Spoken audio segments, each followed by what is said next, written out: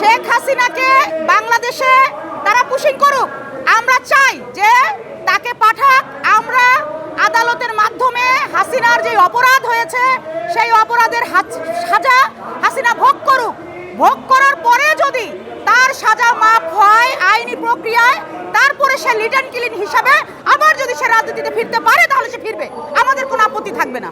Pushing করুক, আমাদের বাংলাদেশের যারা ও দেশে গিয়েছে তাদেরকে দেশে ঢুকিয়ে দিয়ে পুশিং করুক, কিন্তু ওই তাদের দেশের নাগরিক আমাদের দেশে ঢুকিয়ে দিয়ে এইটা তারা করতে পারবে না। আমাদের বর্ডার গার্ড সেটা করতে দিবে না, কারণ আপনারা দেখেছেন আমাদের বর্ডার গার্ড যে ভাইরা যেভাবে শক্ত হাতে প্রতিরোধ করেছে, আমরা আমার ভাইদের সঙ্গে আছি।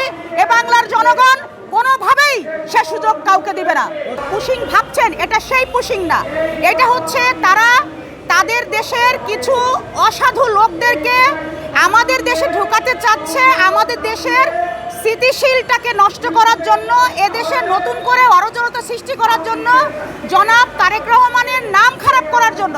এটা হচ্ছে সেই পুশিং। এটা ওই দেশ থেকে লোক ঢুকাইয়ে পুশিং করবে বিষয়টা সেটা না, দেশের স্থিতিশীল নষ্ট করে অরাজকতা তৈরি করে দেশের অবস্থা খারাপ করবে, এইটা তারা সেই পুশিংয়ের ব্যবস্থা করছে।